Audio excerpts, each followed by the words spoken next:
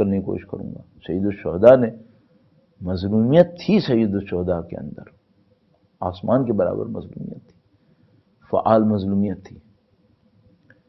ایسی نہیں تھی کہ انہوں نے پیسively اس کو ایکسیپٹ کر لیا ہو، صرف نہیں، جرأت کے ساتھ میدان کے اندر آئے تھے، شجاعت کے ساتھ میدان کے اندر آئے تھے. جو کچھ کسی انسان کے بس میں تھا سید الشہداء وہ سب لے کر میدان میں اترے تھے، اور جو انسانوں کی بس میں نہیں تھا وہ بھی امام حسین لے کر میدان میں آئے تھے. سید الشہداء سب کچھ لے کر آئے. اتنا خوبصورت بیان ہے کسی نے خوبصورت بہت بیان دیا، کہا دیکھو سید الشہداء جب لڑنے آئے نا میدان کے اندر تو وہ واقعاً لڑنا چاہتے تھے، واقعاً لڑنا چاہتے تھے. نشانی کیا تھی؟ نشانی یہ تھی کہ صبح عاشور سید الشہداء نے لشکر ترتیب دیا. کتنے کا لشکر تھا سامنے اللہ جانتا ہے، یعنی کوئی مقابلہ نہیں ہے، کوئی پرسنٹیج کا ایشو نہیں ہے، مینی ٹائمز کا مسئلہ ہے، اور مینی ٹائمز ہیں بھی کتنے ٹائمز ہم نہیں جانتے. اس لشکر کا اس لشکر سے مادی طور پر کوئی مقابلہ تھا ہی نہیں. لیکن سید الشہداء جب کھڑے ہوئے تو انہوں نے اپنے لشکر کو بالکل اسی پیٹرن کے اوپر سجایا جس پیٹرن کے اوپر عرب دشمن سے لڑتے ہوئے سجاتے تھے. گویا جب مولا امیر المومنین جنگ صفین میں اترے 40 ہزار لوگ ایک رات میں مارے گئے ہیں بعض اوقات. اتنی بڑی جنگ ہوئی ہے. اب نہیں معلوم لیلۃ الحریر جو مشہور ہے وہاں پر 40,000 لوگ، اب 40,000 سے کم ہوں یا کتنے ہوں، لیکن بہرحال لشکر جرار تھا ادھر بھی اور ادھر بھی. تو یہاں پہ جو لشکر تھا اس کا پیٹرن ہوتا تھا، ایک میمنہ، ایک میسرہ اور ایک قلب ہوتا تھا. سید الشہداء کا لشکر اتنا سا تھا، لیکن سید الشہداء لڑنے میں جدیت رکھتے تھے، لڑنے میں پوری طاقت کے ساتھ، بالکل اسی طرح میمنہ، میسرہ، قلب تشکیل دیا، لڑنے میں شدید. اور سید الشہداء کے مصائب میں عرض کروں گا لڑنے میں کیا تھا. لیکن سید الشہداء کے لڑنے کا انداز ایک اور انداز بھی تھا. ایک وہ انداز تھا جو سید الشہداء شمشیر، نیزوں، گھوڑ سواروں کے ساتھ لڑ رہے تھے. ایک اور انداز بھی تھا، اور وہ انداز تھا جس میں سید الشہداء پاکیزگی، طہارت اور عصمت کے ذریعے سے کفر، نفاق اور اللہ کی دشمنی کا مقابلہ کر رہے تھے. پاکیزگی کے ساتھ مقابلہ کیا، اور وہ پاکیزگی اور طہارت اور عصمت ایک ایسے مقام پر تھی جس میں سید الشہداء کے پاس وہ فوجی تھے جو دنیا میں کسی کے پاس نہیں تھے. زہیر بن قین بجلی جیسے پہلوان شاید ان کے پاس بھی ہوں، حبیب ابن مظاہر جیسا فقیہ کسی کے پاس نہیں تھا. البتہ زہیر بن قین بجلی کے اندر جو عقیدت الہیہ ہے اور ظلم کے مقابلے میں آواز اٹھانے کی جو ہمت ہے وہ تو ادھر بھی نہیں تھی. لیکن ظاہری طور پر اگر کوئی طاقت کی بات کرے تو شاید زہیر جیسی طاقت رکھنے والے وہاں پر بھی کوئی ہو، لیکن حبیب ابن مظاہر جیسی فقاہت وہ ان کے پاس نہیں تھی. اور عزیزو اب بس مجھے چند مصائب کے جملے عرض کرنے ہیں. میں نے عرض کیا نا حبیب ابن مظاہر جیسی فقاہت ان کے پاس نہیں تھی، تو علی اصغر جیسا تبسم رکھنے والا شیرخوار بھی ان کے پاس نہیں تھا. سید الشہداء کا لشکر بڑا عجیب لشکر تھا. جب مدینے سے چلے تھے تو لوگ کہہ رہے تھے کہ آپ اپنے اہل خانہ کو کیوں لے کر جا رہے ہیں. سید الشہداء حسب مراتب لوگوں کو جواب دیتے تھے، لیکن کسی پوچھنے والے نے یہ نہیں پوچھا کہ مولا اس لشکر میں 2 ماہ کا ایک بچہ بھی ہے. علی اصغر کو تو کسی نے دیکھا ہی نہیں. کسی روایت میں نے یہ جملہ نہیں پڑھا کہ کسی نے مدینے سے چلتے وقت سید الشہداء سے یہ پوچھا ہو کہ مولا لشکر میں بڑے ہوتے ہیں تو ماہ کا بچہ کیا کرے گا. سوال کسی نے نہیں کیا. اگر سوال کر لیتے تو شاید امام بتاتے. کہ میرا علی اصغر وہ کام کرے گا جو کوئی مجاہد نہیں کر سکتا تھا. علامہ ذیشان حضرت جوادی صاحب اعلی اللہ مقامہ الشریف اہل بیت اطہار علیہ السلام کے چاہنے والے بر صغیر کے جید علماء میں سے، اور میں احساس کرتا ہوں بعض اوقات علامہ مصائب اہل بیت میں ایسی چیزوں کو بیان کر رہے ہیں اور احساس کر رہے ہیں جو میرے جیسے کے لیے نادر ہے. بہت خوبصورت ایک جملہ حضرت علی اصغر کے جہاد کے بارے میں لکھا. کہا کہ امام نے شہادت کا ایک خط لکھا تھا، اس خط میں ہر لفظ پاکیزہ تھا، لیکن امام خط کے آخر میں ایک ایسی مہر لگانے چاہتے تھے جس کی پاکیزگی اور معصوم ہونے پر کسی کو کوئی شبہ نہ ہو. تو یہ مہر علی اصغر کے خون سے لگائی ہے.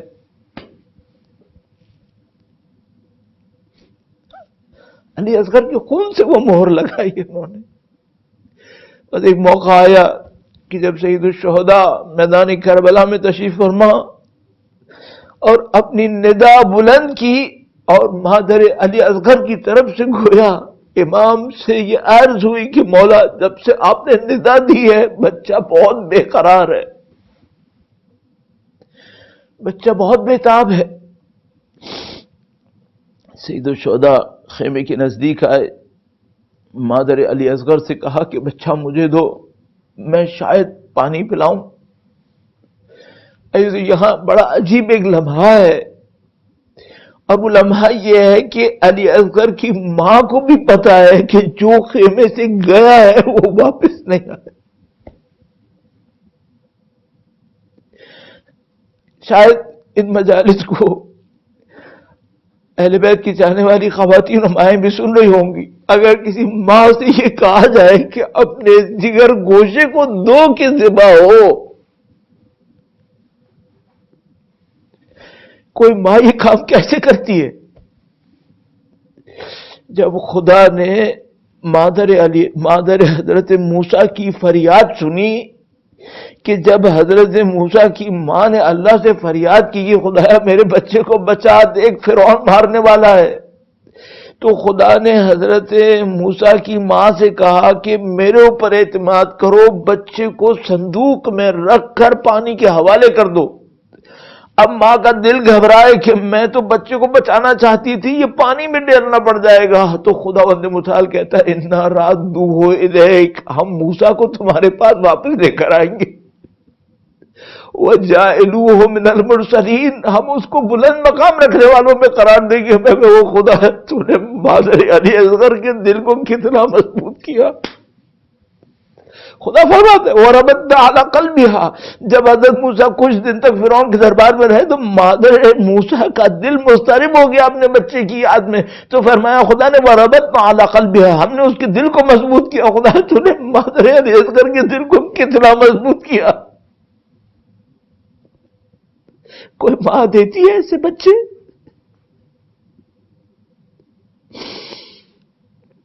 سید الشہداء علی اصغر کو لے کر آ گئے میدان میں. اب جو سید الشہداء علی اصغر کو میدان میں لے کر آئے تو وہ قربانی کی داستان شروع ہوئی جو خدا نے متعال نے حضرت ابراہیم اور حضرت اسماعیل کے چیپٹر میں فرمائی تھی. وَفَدَيْنَاهُ بِذِبْحٍ عَظِيمٍ، اس کی جگہ ایک بڑی قربانی ہے اور خدا نے اب قربانی مانگنا شروع کر دی. اور سید الشہداء علی اصغر کو لے کر کھڑے ہیں اور عجیب سید الشہداء نے جملہ فرمایا اگر تم سمجھتے ہو کہ پانی پلانے سے ہماری طاقت بڑھ جائے گی تو اس کو کیوں نہیں پانی پلاتے. اور گویا سید الشہداء نے دونوں ہاتھوں پہ علی اصغر کو بلند کیا کہ شاید دشمنوں کو رحم آئے. اور راوی کہتا ہے کہ جب سید الشہداء علی اصغر کو لے کر آئے تو منظر وہ تھا کہ دشمن کی فوج بھی منہ پھیر کے رونے لگی اور دشمن کی فوج میں سے بھی آواز آنے لگی کہ عمر سعد اس بچے کو پانی کیوں نہ دے ہم. آخر اس بچے کی کیا غلطی ہے؟ دنیا کے اندر القمہ سے جانور پانی پی رہے تھے اور حسین کا 6 ماہ کا بچہ پیاسا تڑپ رہا تھا، اور بس یہ لعین عمر سعد ہرملہ کو اشارہ کرتا ہے، وہ تیر کمان چڑھاتا ہے۔ یہ ہرملہ لعین ماہر تھا تیر اندازی کا، ایک ایک تیر کا اس کو پتا تھا کہ کون سا تیر کتنا کارگر ہوتا ہے۔ تو ایک تیر تھا جس کے 3 کونے ہوتے تھے، جس کو سے شعبہ کہا جاتا تھا، اور یہ جا کر چیرتا ہوا چلا جاتا تھا تاکہ جہاں کہیں لگے وہاں بہت بڑی حصے کو کاٹ کے رکھ دے۔ تو یہ سمجھ لیجئے کہ یہ جانوروں کو ختم کرنے کے لیے استعمال ہوتا تھا۔ یہ لعین تیر استعمال کرتا ہے علی اصغر کے لیے، اور سعد سے پوچھتا عمر سعد سے کہ باپ کا نشانہ لوں یا بیٹے کا؟ یہ چاہتا تو امام حسین کو شہید کر سکتا تھا اس وقت، کہتا ہے باپ کا نشانہ لوں یا بیٹے کا؟ عمر سعد کو پتا ہے کہ اگر میں نے بیٹے کو مارا تو باپ کے دل پہ کیا غم ہونے والا ہے، تو کہتا ہے علی اصغر کے گلے کی سفیدی کا۔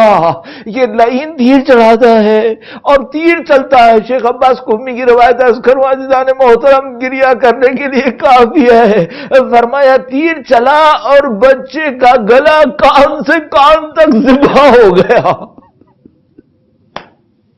میں بچپن سے روایت پڑھتا تھا، سنتا تھا کہ پڑھنے والے پڑھتے تھے کہ بچے کا گلا چھد گیا، گویا گلے کے اندر سے تیر کراس کر گیا۔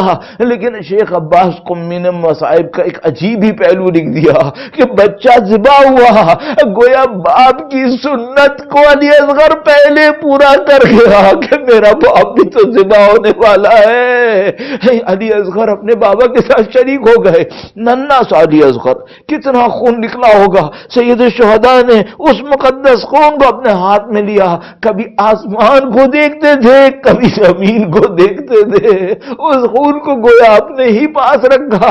عزیزو یہ کیا عمل تھا؟ عزیزو یہ بالکل وہی عمل تھا جیسے بی بی سیدہ میدان حشر میں امام حسین کا کرتا لے کر آئے اور امام حسین میدان حشر میں علی اصغر کا بہتا لہو لے کر آئے۔ عزیزو میں مصائب کی طاقت تو نہیں رکھتا ہوں، لیکن چند جملے ضرور عرض کروں گا اس گہرائی کو سمجھنے کے لیے۔ امام معصوم ہر علم کا مالک ہوتا ہے، ہر انسان کے احساس کو تمام تر گہرائیوں کے ساتھ سمجھتا ہے۔ اب اگر تصور کیجئے گا کہ اگر علی اصغر کے گلے کے اوپر یہ تیر چلا اور علی اصغر نے گلے کے کٹنے کو سمجھا اور علی اصغر کا جسم اگر ہلا بھی تو حسین کے دل پر بھی وہی گزرا ہے جو علی اصغر کے اوپر گزرا۔ اگر علی اصغر پیاسے تھے نا اور زبان نکال کر ہونٹوں پہ پھیرتے تھے تو گویا امام حسین بھی سمجھتے تھے کہ میرا علی اصغر زبان نکال کر ہونٹوں پہ پھیر رہا ہے۔ اور اگر علی اصغر کا گلا کٹا اور علی اصغر کے ہونٹ آخری دفعہ پھڑپھڑائے تو حسین کو بھی پتا ہے کہ میرا لخت جگر آخری سانسیں لے رہا ہے۔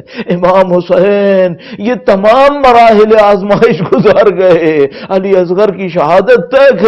اب جو لاشا لے کر آئے تو کیسے خیمے میں جائے، ماں کے سامنے بچے کا لاشا کیسے رکھے؟ سید الشہداء اکیلے ہی گئے اپنے بچے کا لاشا دفنانے۔ کسی کو کیا پتا بچے کا لاشا دفنانا کیا ہوتا؟ سید الشہداء خود گئے اکیلے اپنے لخت جگر کا لاشا دفنانے۔ کیسے قبر کھودی، کیسے گرم مٹی علی اصغر پہ ڈالی اللہ جانتا ہے۔ شاید مادر حسین ہو، انہوں نے اپنے ہاتھوں میں لیا ہو، ورنہ کیسے امام حسین ننھے سے علی اصغر کے اوپر وہ گرم مٹی ڈالتے۔ اب رسم ہے جب قبر بن جاتی ہے تو پانی ڈالا جاتا ہے۔ اب حسین تو کربلا میں ہے، بس کھڑے ہوئے دامن کو جھاڑا، فرمایا ربنا تقبل منا ذا القربان، خدایا اس قربانی کو ہم سے قبول فرما۔ اور خدا نے گویا علی اصغر کی شہادت کو دشمنوں کے اوپر حجت قرار دے دیا۔ اور عزیزو بس ایک جملہ اور عرض کروں گا، کوفہ میں جب تمام خبریں آنا شروع ہوئیں کہ یہ باغی تھے اور خلیفہ نے مشہور کر دیا کہ باغی تھے جنہوں نے بغاوت کی تھی جس کی وجہ سے ان کو مارا ہے، تو لوگوں نے پوچھنا شروع کیا کہ جو مرے وہ کون کون مرے، کون کون شہید ہوئے۔ بتایا گیا کہ ایک شیر خوار علی اصغر بھی تھا۔ اب لوگوں نے سوال کرنا شروع کیا کہ اگر باقیوں کو بغاوت کی وجہ سے مارا ہے تو یہ بتاؤ 6 مہینے کے بچے نے کون سی بغاوت کی؟